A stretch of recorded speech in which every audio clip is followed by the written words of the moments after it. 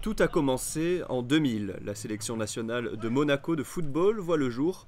Un an plus tard, elle joue le premier match de son histoire face au Tibet. Depuis, l'équipe coachée par Thierry Petit compte une trentaine de matchs à son actif et affronte régulièrement des équipes internationales ou d'autres sélections non affiliées à la FIFA. Après avoir joué Gibraltar, des sélections croates ou uruguayennes, les Monégasques défieront le Vatican samedi au stade de Cap-d'Aille, une équipe qu'ils ont déjà jouée à 2 reprises à Rome. En 2002, nous avons fait 0-0 et il y a 2 ans, en 2011, nous avons gagné 2-1.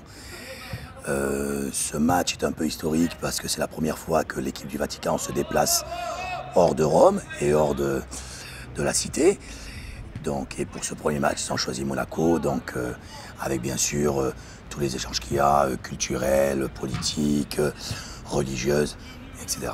Comme je leur ai dit, nous avons la chance ce week-end de jouer sous les yeux de notre prince, qui va être là dans les tribunes. Donc comme je leur ai dit, ce match-là, il faut à tout prix le gagner. Les joueurs de l'équipe doivent être monégasques ou conjoints de monégasques. 2 entraînements par semaine sont programmés toute l'année.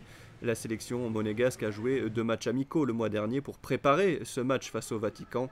Tous les joueurs de la sélection sont des amateurs et porter le maillot de leur pays leur procure une émotion particulière. Ça représente une grande fierté et la possibilité de représenter son pays au plus haut niveau, si je puis dire. Parce que pareil, avoir des subventions d'État reconnues par le gouvernement, on n'est pas reconnu FIFA, donc on n'a pas la possibilité de jouer ne serait-ce que l'équipe de France.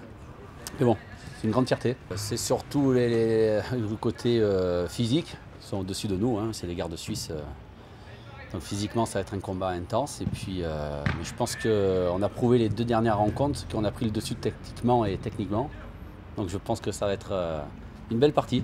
Une quarantaine de joueurs ont été testés afin de retenir le meilleur groupe possible face au Vatican. Match samedi à 16 h à Cap-d'Aille en présence du prince Albert II.